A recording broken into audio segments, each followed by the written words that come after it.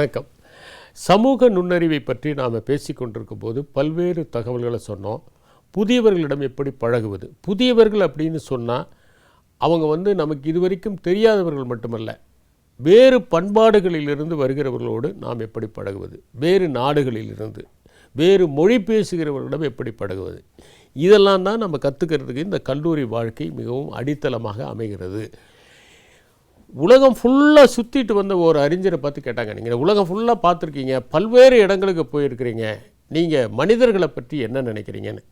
அவர் சொன்னார், நான் எல்லா நாடுகளுக்கும் போயிருக்கிறேன், பலவிதமான மனிதர்களை சந்திச்சிருக்கேன், பல மொழிகள் பேசுகிறவர்களை சந்திச்சிருக்கேன், கடைசியில் ஒன்றை உணர்ந்தேன், அடிப்படையில் மனிதர்கள் ஒரே மாதிரி தான், அவர்களுக்குள்ள மிகப்பெரிய வேறுபாடு இல்லை. இப்போ நான் நம்முடைய நான் வெர்பல் கம்யூனிகேஷன் மூலமாக இதை விளக்க விரும்புகிறேன். டார்வினே இந்த நான் வெர்பல் கம்யூனிகேஷனை கண்டுபிடிக்கிறது எப்படி கண்டுபிடிச்சார்னா, அவர் பல இடங்களில் இருக்கக்கூடிய அந்த முக குறிப்புகளை ரிசர்ச் பண்ணி அனுப்ப சொல்லிட்டு தான் அவர் கடைசியில் ஒரு முடிவுக்கு வராரு. இந்த நான் வெர்பல் கம்யூனிகேஷன் மாறதில்லை. நம்ம பேசினோம் எப்படின்னா, இப்போ இங்கிலாண்டில் பேசக்கூடிய மொழி, அதாவது அமெரிக்காவும் இங்கிலாண்டும் ஒரே லாங்குவேஜை பேசுகிறாங்கங்கிறது பேர். அவங்களும் இங்கிலீஷு, இவங்களும் இங்கிலீஷ். பெர்னார்ட் ஷா சொன்னார், England and the United States are two countries separated by the same language அப்படின்னாரு. அந்த மொழி அவர்களை இணைக்கலை. இது வேறு மொழி, அது வேறு மொழி. உதாரணத்துக்கு இங்கே பேகேஜுமாங்க, அங்கே லக்கேஜுமாங்க. இங்கே எதை ஃபஸ்ட் ஃப்ளோர்னு சொல்கிறாங்களோ அது இங்கிலாண்டில் கிரவுண்ட் ஃப்ளோரு. இங்கே குக்கீஸ், அங்கே பிஸ்கட்ஸு. அது மாதிரி அவர்களுக்குள்ளே நிறைய மொழியில் வேறுபாடுகள் இருக்குது அப்படின்னு பெர்னார்ட் ஷா சொன்னார். மொழியினாலும் நம்ம பிணைந்திருக்கிறோம். இப்போ ஒரு உதாரணத்துக்கு எடுத்துட்டிங்கன்னா, தமிழ்நாட்டிலேயே நான் சொன்ன மாதிரி வட தமிழ்நாட்டில் பேசக்கூடிய மொழிக்கும் தென் தமிழ்நாட்டில் பேசக்கூடிய மொழிக்கும் சில மாவட்டங்களில் ழ ரொம்ப அழகாக ஸ்பஷ்டமாக உச்சரிப்பாங்க, சில மாவட்டங்களில் ழ வராது. சில பகுதிகளில் பார்த்திங்கன்னா அந்த டயலெக்டை புரிஞ்சிக்கிறது ரொம்ப கஷ்டமாக இருக்கும். நம்ம இப்போ ஒரு உதாரணத்துக்கு கரிசல் இலக்கியங்கள்லாம் கி ராஜநாராயணன் பாப்புலர் பண்ணார். கரிசல் கடிதாசி, அவருடைய கோபல்லபுரத்து மக்கள், கோபல்ல கிராமம், இந்த மாதிரி நாவல்கள் அதெல்லாம் பார்த்திங்கன்னா அதில் வரக்கூடிய லாங்குவேஜை புரிஞ்சிக்கிறது கொஞ்சம் கஷ்டமாக இருக்கும். அந்த பகுதியில் இருக்கிறவங்க புரிஞ்சுக்குவாங்க, எல்லாராலையும் புரிஞ்சிக்க முடியாது. வட்டார இலக்கியங்களை புரிந்து கொள்வதற்கு சற்று சிரமப்படணும். ஏன் சிரமம்னா, அவர்கள் அந்த வட்டார வழக்குகள் ஒவ்வொரு பகுதியிலும் மாறுபட்டுக்கிட்டே இருக்குது. ஆனால் உலகம் முழுவதும் ஒன்றால் இணைந்திருக்கிறார்கள், பெருவாரியாக ஒன்றாக இணைந்திருக்கிறார்கள். அது எதுலனா, அது உடல் மொழியில் இணைந்திருக்கிறார்கள். ஒரு உதாரணத்துக்கு, இங்கிலாந்தில் இருக்கிறவனும் சந்தோஷம் வந்தால் சிரிக்க தான் செய்கிறான், தமிழ்நாட்டில் இருக்கிறவனும் சிரிக்க தான் செய்கிறான். ரொம்ப சோகமாக இருந்தால் எல்லோரும் அழறாங்க. நமக்கு நம்ம அழுகையினால் சிரிப்பினால் பின்னி பிணைந்திருக்கிறோம். நம்ம மொழியினால் பிரிந்திருந்தாலும் நம்முடைய சிரிப்பினால் அழுகையினால் நாம் இணைந்திருக்கிறோம். இப்போ ஒரு உதாரணத்துக்கு சொல்ல பாருங்களேன், எனக்கு தெரியாது அப்படின்னு சொல்கிறது, எனக்கு தெரியாது, ஷ்ரக்கிங் த ஷோல்டர்ஸ், இது எல்லோரும் சொல்கிறாங்க. ஒரு சில நான் வெர்பல் கம்யூனிகேஷன் வேணால் மாறலாம். ஆனால் பெருவாரியான நான் வெர்பல் கம்யூனிகேஷன் இந்த உலகம் ஃபுல்லாக ஒரே மாதிரி தான் இருக்குது. மனிதர்கள் அடிப்படையில் ஒரே மாதிரி தான் இருக்கிறாங்க. அதாவது ஒரே மாவு தான், அதை இட்லி பாத்திரத்தில் ஊற்றுனா இட்லி, தோசை கல்லில் ஊற்றுனா அது தோசை, கொஞ்சம் வெங்காயம் போட்டால் ஆனியன் ஊற்றப்போம், கொஞ்சம் ரவை கலந்தால் ரவா தோசை, கொஞ்சம் கோதுமை கலந்தால் கோதுமை தோசை. இது மாதிரி ஒரே மாவுலேயே பல்வேறு விதமான பண்டங்களை நாம் தயார் செய்வதைப் போல மனிதர்களுடைய அடிப்படை குணம் ஒன்று தான். அப்போ நீங்கள் பல்வேறு இடங்கள்லேருந்து வரவங்களை சந்திக்கும்போது தான் அவர்களோட எப்படி பழகிறது, அவங்களோட எப்படி பேசுகிறது அப்படிங்கிறத நம்ம புரிஞ்சிக்க முடியும். அப்போ அவங்களோட பழகும்போது ஃபஸ்ட் எடுத்தோடனே ஒரு தயக்கம் இருக்கும். எல்லோரும் என்ன பண்ணுவாங்க, இங்கேருந்து ஒரு வெளிநாட்டுக்கு போனால் முதல்ல தமிழ்நாட்டிலேருந்து யாராவது வந்திருக்காங்களான்னு பார்ப்பாங்க. தமிழ்நாட்டிலேருந்து யாருமே இல்லைன்னா சரி இந்தியாவிலேருந்து யாராவது வந்திருக்காங்களான்னு பார்ப்பாங்க. சரி இந்தியாவிலேருந்தும் யாரும் வரலன்னா ஏசியாவிலேருந்து யாராவது வந்திருப்பாங்களா, இப்படி தான் நம்ம மனசு போகும். அங்கே இவ்வளவுலாம் வந்து நாம் எல்லாம் ஒரே மாதிரி அப்படின்னு இந்தியான்னு பேசிகிட்டு இருந்தவன் இந்தியாவுக்கு வந்தவுடனே அவன் பாஷையை பேச ஆரம்பிச்சிருவான், அவன் மொழியை பேச ஆரம்பிச்சிருவான். தமிழ்நாட்டுக்கு வந்து இறங்கினவுடனே இவன் வேறு மாதிரி பேச ஆரம்பிச்சிருவான். ஏன்னா அந்த வெளியே போகும்போது நம்மளை அறியாமலே நம்முடைய நாடு, நம்முடைய மொழி இதெல்லாம் நம்மை இணைக்கிறது. அதனால் எந்த இடத்துக்கு போனாலும் சரி, அவர்களை புதிய மனிதர்களை சந்திக்கிற போது நாம் ஒன்றை கற்றுக்கொள்கிறோம். என்னென்னா, நாம் எப்படி பழகிறது. அப்படி பழகுவது தான் நமக்கு ஒரு சோஷியல் இன்டெலிஜென்ஸை தருகிறது. இப்போ புதிய சூழல், முற்றிலும் புதிய சூழல். அந்த புதிய சூழலில் யார் அட்ஜஸ்ட் பண்ணிக்க முடியும்? சில பேர் பிடிக்கலன்னு ஓடி வந்துடுவாங்க. எனக்கு தெரிஞ்சு சில பேர் போய் ஒரு காலேஜில் சேர்த்துவாங்க, அந்த காலேஜில் 2 மாதத்தில் அவங்க பிடிக்கலன்னு வந்துடுவாங்க.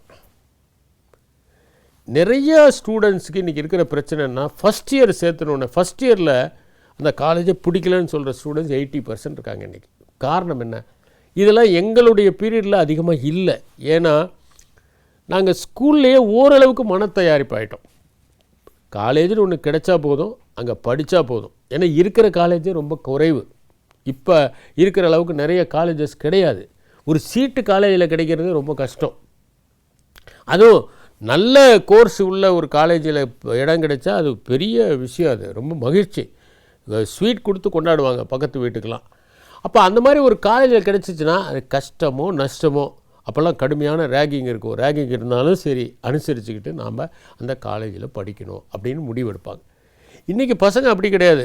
2 பசங்க தான் இருக்கிறாங்க, அவங்க விரும்பினதெல்லாம் பெற்றோர் செய்கிறாங்க. போய் காலேஜில் சேர்த்துனோடனே எனக்கு இந்த காலேஜ் பிடிக்கல, நான் படிக்க மாட்டேன், இப்படிலாம் இருக்காங்க. மெடிசன் சேர்த்தணும் அப்படின்னு சொல்லி ஒரு பொண்ணுக்கு அவ்வளோ கஷ்டப்பட்டு அப்பா அவ்வளோ செலவு பண்ணி கொண்டு போய் மெடிசன் சேர்த்துனார். அது 3 மாதத்தில் எனக்கு மெடிசன் பிடிக்கல, எனக்கு ரத்தத்தை பார்த்தாலே ஒரு மாதிரி இருக்குது, கெடாவரை பார்த்தாலே ஒரு மாதிரி இருக்குது அப்படின்ட்டு அந்த கோர்ஸை விட்டு வெளியே வந்துருச்சு. என்ன பண்ணுறது? ஏன்னா அடாப்ட் பண்ணக்கூடிய கெப்பாசிட்டி கிடையாது. யார் வந்து ஒரு புது சூழலில் போய் கொஞ்ச நாள்லேயே இயைய முடியுதோ அவங்க எல்லாருமே சோஷியல் இன்டெலிஜென்ஸ் சொல்லுவாங்க. அதுதான் நான் திரும்ப திரும்ப ஏன் சோஷியல் இன்டெலிஜென்ஸ் சொல்கிறேன்னா, ஒருவர் எப்படி இருக்கணும் அப்படிங்கிறதுக்கு டாவோ டீச்சிங்கில் லாவோட்ஸ் சொல்கிறார். என்னென்னா, ஒரு தலைமை பண்பு உள்ளவர்கள் நீரை போல் இருக்கணும். இப்போ பாறை வந்து கடினமாக இருக்குது, சுரசுரப்பாக இருக்குது இல்லையா? பாறை வந்து சுரசுரப்பாக இருக்குது. தண்ணி எப்படி இருக்குது? சாஃப்டாக தான் இருக்குது. ஆனால் தண்ணி என்ன பண்ணுது? அந்த பாறை மேலே மோதி மோதி மோதி மோதி கொஞ்ச நாளில் என்ன பண்ணுது? அந்த சுரசுரப்பான பாறையை கூட வழவழப்பாக மாற்றி விடுகிறது. அதுதான் தண்ணீருடைய இயல்பு. அதனால் அவர் என்ன சொல்கிறாருன்னா, ஒரு தலைமை பண்பு உள்ளவர்கள் பெண்மை தன்மை உடையவர்களாக இருப்பாங்க. அதாவது லீடர்ஷிப் இஸ் ஃபெமினைன்கிறார். நீங்கள் பார்க்கலாம், முரட்டு ஆசாமியாக கல்யாணம் பண்ணிட்டு வந்தால் கூட சில பெண்கள் தங்களுடைய அந்த மென்மையான சுபாவத்தில் எடுத்த உடனே மாற்றலாம் முயற்சி பண்ணவே மாட்டாங்க. அவர் போக்கிலேயே போய் கொஞ்ச நாள் கழித்து பார்த்தீங்கன்னா அவர் சரியாயிடுவார். அதனால தான் ஒருத்தர் சொன்னார், மாற மாட்டாள் என்று ஆண்கள் திருமணம் செய்து கொள்கிறார்கள், மாறி விடுவான் என்று பெண்கள் திருமணம் செய்து கொள்கிறார்கள். ஏன்னா நாளடைவில் என்னென்னா நம்மளால் மாற்றிட முடியும், எவ்வளோ முரடனாக இருந்தாலும் நம்ம மாற்றிட முடியும் அப்படிங்கிற ஒரு நம்பிக்கை பெண்களுக்கு உண்டு. ஏனென்றால் அவர்கள் தண்ணீரை போல இருப்பவர்கள். அவர்கள் மோதி மோதி சொரசொரப்பான பாறைகளையும் மிருதுவாக ஆக்குகிற தன்மை உள்ளவர்கள். தண்ணீருக்கு இருக்கிற சிறப்பு என்ன? தண்ணீருக்கு இருக்கிற ஒரே சிறப்பு என்னென்னா, அது எந்த பாத்திரமாக இருந்தாலும் அந்த பாத்திரத்தினுடைய தன்மையை அடைஞ்சிடும். அதை நீங்கள் வந்து ஒரு லோட்டாவில் வச்சிங்கன்னா லோட்டா மாதிரி இருக்கும், ஒரு தேக்ஸாவில் வச்சிங்கன்னா தேக்ஸா மாதிரி இருக்கும், அது ஒரு பெரிய கொப்பரையில் வச்சிங்கன்னா கொப்பரை மாதிரி இருக்கும், ஒரு பாட்டிலில் வச்சிங்கன்னா பாட்டில் மாதிரி இருக்கும். அந்த ஷேப்பை தண்ணீர் அடையுது. அதுதான் தண்ணீருடைய சிறப்பு. அதனால தான் என்னென்னா, ஒரு சின்ன கதை உண்டு. என்னென்னா, ஒரு சல்லடையை கொடுக்குறாரு, ஸ்டூடெண்ட்டு கொடுத்தாரு, இந்த சல்லடையை நிரப்பு தண்ணீரால்ங்கிறார். அவன் போய் தண்ணியை அள்ளி ஊற்றினா அது கீழே ஒழுகிட்டே இருக்குது. அது எப்படி அதை தண்ணீரால் நிரப்ப முடியும்? இப்போ சப்போஸ் நம்மக்கிட்ட யாராவது ஒரு சல்லடையை கொடுத்து இது தண்ணீரால் நிரப்புனா எப்படி நம்மளால் நிரப்ப முடியுமா? ஏன்னா தண்ணி கீழே ஒழுகிட்டே தானே இருக்கும். அதே ஒரு சீடன் என்ன பண்ணால், நான் ஈஸியாக நிரப்புறேன்னா அவர்கிட்ட சல்லடையை கொடுத்தா தூக்கி அவன் ஆற்றுல போட்டான். அது சல்லடை ஆற்றுல விழுந்துச்சு பாருங்கள், இப்போ தண்ணீரால் நிரம்பிடுச்சு. அப்போ என்னென்னா, நாம் சரண்டர் ஆகணும். ஒரு பெரிய உண்மைக்கு நாம் சரண்டர் ஆகணும், நம்மை ஒப்படைக்கணும். அந்த உண்மை நமக்குள்ளே இறங்கணும்னு எதிர்பார்க்கக்கூடாது. நாம் அந்த உண்மையை நோக்கி அகர வேண்டும், நாம் அந்த உண்மையிடம் ஒப்படைக்க வேண்டும். தண்ணீர் எந்த பாத்திரம், நீங்கள் வச்சிருக்கிற பாத்திரத்தினுடைய ஷேப் அடைகிறது, அதுதான் அடாப்டபிலிட்டி. அதனால தான் தண்ணீர் என்னென்னா 3 ஸ்டேட்டில் இருக்குது. ஒன்று லிக்விடாக இருக்குது, இன்னொன்று ஐஸாக இருக்குது, இன்னொன்று வேப்பராகவும் இருக்குது. அது எப்போ திடமாகுதோ அப்போது கனத்தை இழக்குது. மற்றதெல்லாம் திடமானுச்சுன்னா என்னன்னாக்க கனமாகும். ஆனால் தண்ணி இருக்கிற குவாலிட்டி என்னென்னா பனிக்கட்டி தண்ணி மேலே மிதக்கும். அது ஸ்ட்ராங்காக ஆக ஆக அது தன் கனத்தை இழக்கிறது. ஒரு மனுஷன் அறிவில் ஸ்ட்ராங்காக ஆக தன்னுடைய மண்ட கணத்தை இழக்கணும். நான் பெரிய ஆள் பிஸ்தா அப்படின்னு நினைக்கக்கூடாது, நான் ஒன்றுமே இல்லைன்னு நினைக்கணும். ஒரு பனிக்கட்டியை போல் அவன் மிதக்கணும். அதுதான் அவனுடைய சிறப்பாக இருக்க முடியும். அது நான் நிறைய கற்றுக்கிட்டேன், என்னை விட யார் இருக்கிறாங்க அப்படிங்கிற பெருமிதத்தோடு உட்காந்துருக்கக்கூடாது. நான் கற்றுக்கொள்ள வேண்டியது நிறையா இருக்குது அப்படின்னு நினைக்கணும். அப்போ தான் அப்படி நினைக்க அவன் இன்னும் உறுதியாகி கொண்டே இருப்பான். இது தண்ணீருடைய சிறப்பு. அப்போ அடாப்டபிலிட்டிக்கு ஏன் தண்ணீரை சொல்கிறோம்? பாத்திரத்தின் தன்மைக்கு ஏற்ப தன்னை மாற்றிக்கொள்வது ஒரு பெண்ணுடைய ஒரு தனி குணம். அதனால தான் புகுந்த வீட்டுக்கு போனவுடனே அந்த புகுந்த வீட்டுக்கு சூழலுக்கு ஏற்ற மாதிரி அவள் அனுசரித்து கொள்கிறார். இதை பற்றி நிறைய சங்க பாடல்கள்லாம் கூட இருக்குது. மிகுந்த செல்வாக்கில் வளர்ந்த ஒரு பெண் சாதாரண குடும்பத்தில் போய் அந்த குடும்பத்துக்கு ஏற்ற மாதிரி தன்னை அனுசரித்து கொள்வது நீங்கள் பார்க்கலாம். சில பெண்கள் நல்ல வசதியான வீட்டில் கல்யாணம் பண்ணுவாங்க, வசதியான வீட்டில் இருந்து பிறந்து அங்கே போயிருப்பாங்க. திடீர்னு அவங்க எந்த வீட்டுக்கு போனாங்களோ அவங்க வீட்டில் பொருளாதாரத்தில் ஒரு பெரிய பிரச்சனை ஒரு சாதாரண ஒரு வீட்டுக்கு மாற வேண்டியதாக போயிடும். அந்த இடத்துலையே அவங்க சிறப்பாக குடும்பத்தை நடத்துவாங்க. அப்போ இந்த அனுசரிக்கிற தன்மை அப்படிங்கிறது என்றைக்குமே நீங்கள் பார்த்தீங்கன்னா பெண்களுக்கு அதிகமாக இருக்குது. நீங்கள் ஹாஸ்டல் லைஃப்பில் கூட பெண்கள் ரொம்ப ஈஸியாக அனுசரிச்சுக்குவாங்க. ஆண்கள் அனுசரிப்பதில் பல பிரச்சனைகள் இருக்குது. சோஷியல் இன்டெலிஜென்ஸ் என்னை பொறுத்த வரைக்கும் பெண்களுக்கு அதிகம் என்பது என்னுடைய கருத்து. இது நிரூபமானது கூட.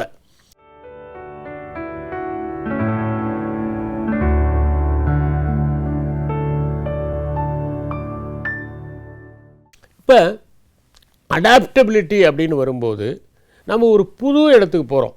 ஒரு புது இடத்துக்கு போனோம்னா அந்த இடத்துல நாம் எவ்வளவு விரைவாக நம்மை ஐக்கியப்படுத்தி கொள்கிறோமோ அந்த அளவுக்கு நமக்கு வெற்றி கிடைக்கும்.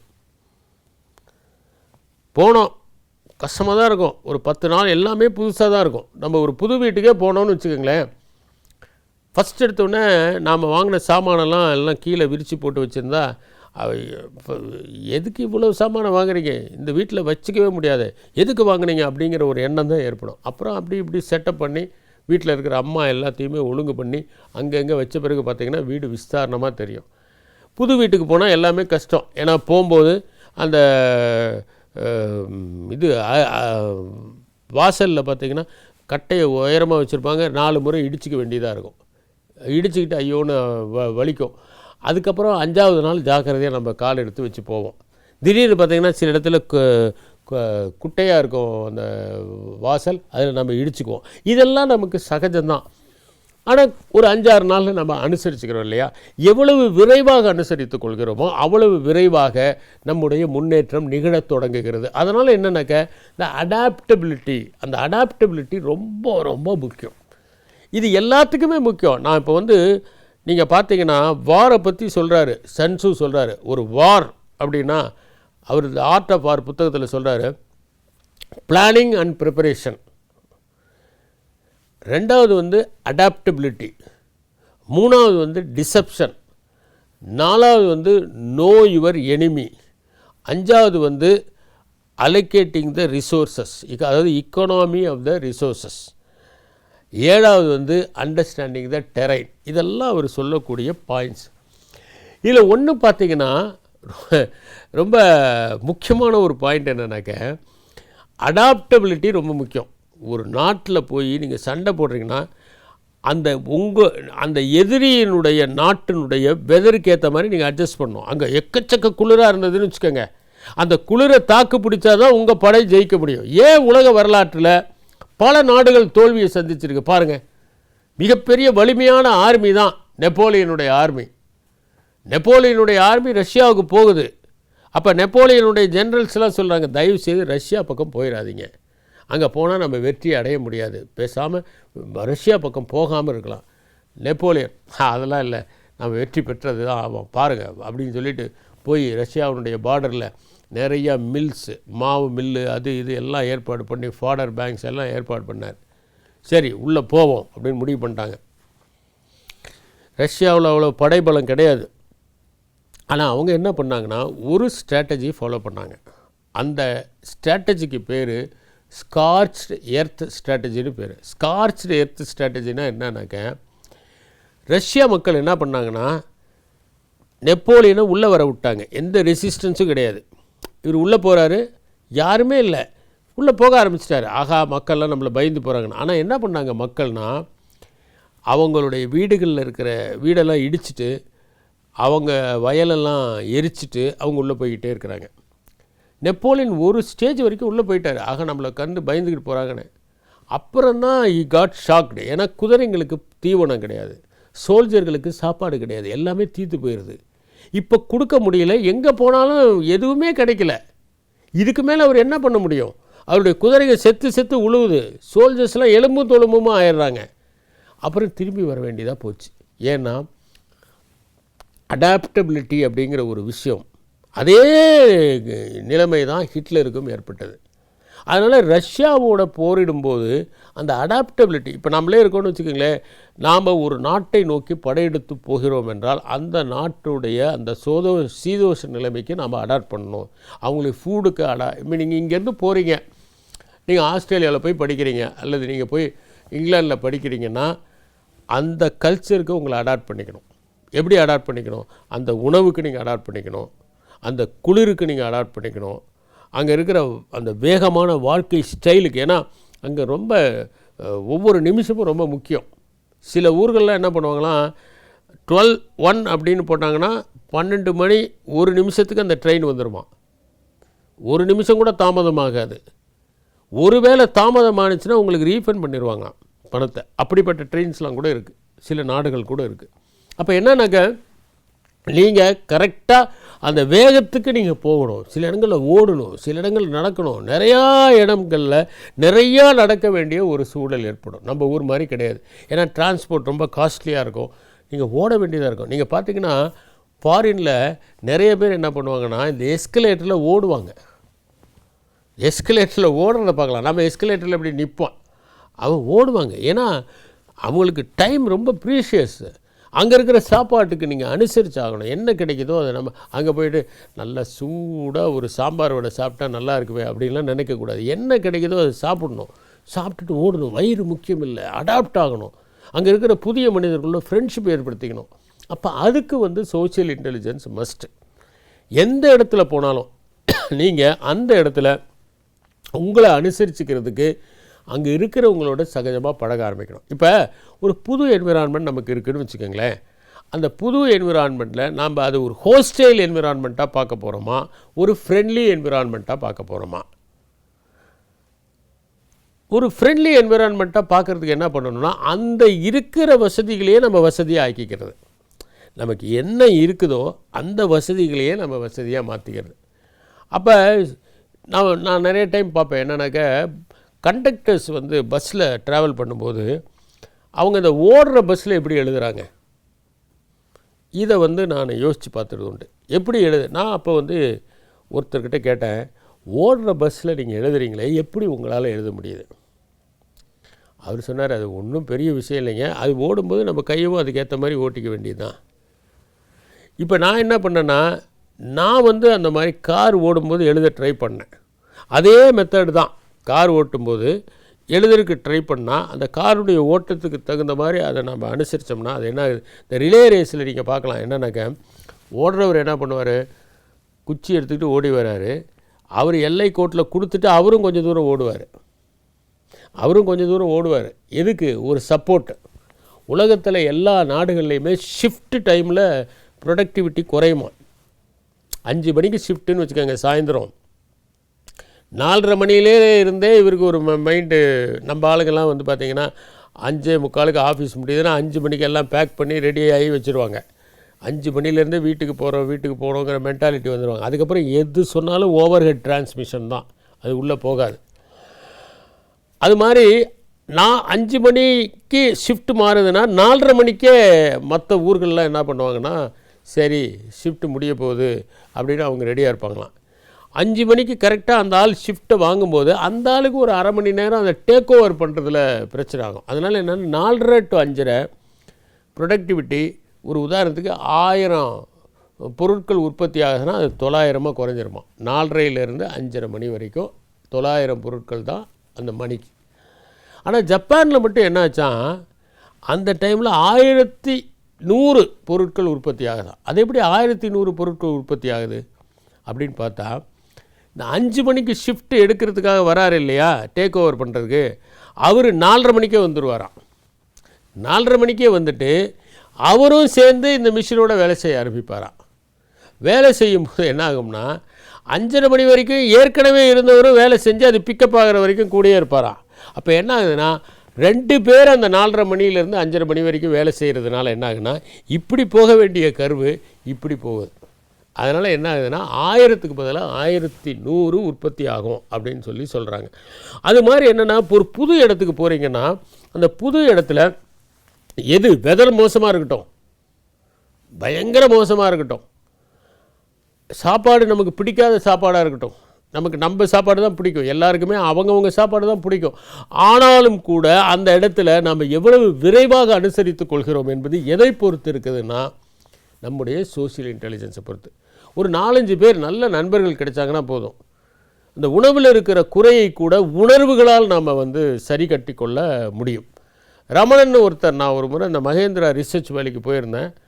அவங்க இனோவேஷன்ஸை பற்றி ஒரு ஸ்பீச் கொடுக்கறதுக்காக கூப்பிட்டுருந்தாங்க, அதுக்காக போயிருந்தேன். அப்போ ரமணன் ஒருத்தர் என் கையில் ஒரு புத்தகத்தை கொடுத்து, இதை கொஞ்சம் படித்து பாருங்கள் சார்னார். படித்து பார்த்தேன். நன்னீர் பாலை அப்படின்னு சொல்லிட்டு ஒரு புத்தகம். நன்னீர் பாலைனா எதுனாக்க, அண்டார்டிகாவுக்கு போயிருக்கார் அவர். அந்த பயணத்தை பற்றி எழுதுகிறாரு. உங்களுக்கு தெரியும் அண்டார்டிகா எப்படி இருக்கணும், ஒரு பனி பிரதேசம், பெங்குவின்கள் இருக்கிற ஒரு பனி பிரதேசம். அந்த அண்டார்டிகாவில் எங்கே பார்த்தாலும் பனி தான், எவ்வளவு குளிராக இருக்கும்னு உங்களுக்கு தெரியும். அதுக்கு போயிட்டு வந்த சாகச பயணத்தை பற்றி எழுதுகிறார் அவர். அந்த இடத்துல அவர் சொல்கிறாரு, அவரோட ட்ராவல் பண்ண ஒருத்தர் ஏற்கனவே பல சாகசங்கள் பண்ணவர், அவரோட நான் பேசிட்டு போகும்போது எனக்கு மிகுந்த மகிழ்ச்சி ஏற்பட்டது. அப்போ அது எனக்கு ஒரு பெரிய ஒரு கதகதப்பை தந்தது. கடைசியில் பார்த்தீங்கன்னா, நீங்கள் அந்த போடுறீங்கள இந்த குளிர் ட்ரெஸ்ஸு, இந்த குளிருக்காக போடுறோமில்ல ஒரு ஸ்வெட்டரு, இதெல்லாம் கதகதப்பு கிடையாது, நம்முடைய உணர்வு தான் கதகதப்பு. அதனால தான் இந்த டிபெட்டன் மோனஸ்ட்ரியில் ஒரு முறை ஓஷோ சொல்லியிருந்தார், ரொம்ப அற்புதமான ஒரு தகவல் அது. என்னென்னா, டிபெட்டன் மோனஸ்ட்ரியில் ஒரு மெடிடேஷன் உண்டா. என்ன மெடிடேஷன்னா, ஏற்கனவே டிபெட் ரொம்ப ஜில்லுன்னு இருக்கும், உங்களுக்கு தெரியும், அவ்வளவு ஒரு ஜில்லிப்பு இருக்கக்கூடிய ஒரு இடம். அங்கே சட்டையை ஈரப்படுத்தி நீங்கள் அணிஞ்சிக்கணுமா. அதை எவ்வளவு சீக்கிரம் நீங்கள் உலர வைக்கிறீங்க அப்படிங்கிறத பொறுத்து தான், அதாவது உங்களுடைய மெடிடேஷனுடைய வெற்றி. யார் சீக்கிரம் அந்த ஈரமான சட்டையை உடம்புல போட்டுக்கிட்டு அதை ட்ரை பண்ண வைக்கிறாங்க அப்படின்ட்டு நீங்கள் நினச்சி பாருங்கள். ஏற்கனவே குளிர், அந்த குளிரில் இவங்க போட்டிருக்கிறது ஈரமான சட்டை. அப்போ அந்த ஈரமான சட்டை உலர வேண்டும் என்றால் அவர்கள் உடல் கதகதப்பாக வேண்டும். எங்கேருந்து கதகதப்பு வரும்? கதகதப்பு வெளியே இருந்து வர்ற கதகதப்பு நமக்கு தெரியும். ஒரு ஹீட்டரை வச்சுக்கலாம், கதகதப்பு வரும். ஏசியை ஆஃப் பண்ணலாம், கதகதப்பாக இருக்கும். அல்லது போய் ஒரு கணப்பு அடுப்பினுடைய பக்கத்தில் உட்காரலாம், கதகதப்பு தரும். அல்லது ஒரு பெரிய கனமான ஆடையை போடலாம், கதகதப்பு தரும். ஆனால் குளிர்ந்த இடத்தில் ஈரமான உடைக்கு கதகதப்பை எது தரும்னா உள்ளம் தான் தரும். அப்போ உள்ளத்தின் கதகதப்பால் உலர வைப்பது தான் அந்த பயிற்சி. இந்த பயிற்சியில் அப்போ மைண்டு எவ்வளோ ஃபோக்கஸ் ஆகும் பாருங்கள். இதுதான் வெள்ளத்தனைய மலர் நீட்டம்ங்கிறது. உள்ளத்தில் அந்த உஷ்ணத்தை ஜெனரேட் பண்ணி அந்த உடையை நாம் உலர வைக்க வேண்டும். இந்த பயிற்சியை தருவாங்க அப்படின்னு. அப்போ என்னென்னா, நம்ம எந்த புது இடத்துல போனாலும் அது எவ்வளவு தான் ஒரு ஸ்ட்ரேஞ்சாக இருந்தாலும் அங்கே இருக்கிற மனிதர்களோடு பழக ஆரம்பித்தால் எல்லாரும் ஒரே மாதிரி தான், எல்லாருக்கும் ஒரே மாதிரியான உணர்வுகள் தான், எல்லாருக்கும் ஒரே மாதிரியான எண்ணங்கள் தான், எல்லோரும் ஒரே மாதிரியான தேவைகள் தான். நம்முடைய லாங்குவேஜ் வேறுபடலாம், நம்முடைய உணவு வேறுபடலாம், சில நேரங்களில் நம்முடைய ஃபீலிங்ஸ் வேறுபடலாம், மற்றபடி நாம் அடிப்படையில் ஒரே மாதிரியானவர்கள் தான் என்பதை உணர்ந்து நாம் அவர்களோடு சுமூகமாக பழக ஆரம்பித்தால் எந்த ஒரு புதிய சூழலும் நமக்கு அந்நியமானதாக இருக்காது, அந்யோனமானதாக மாறிவிடும் என்பதை உணர்ந்து நாம் பழகுவதற்கு கல்லூரியில் நம்மை பழக்கப்படுத்தி கொள்ள வேண்டும். நன்றி, வணக்கம்.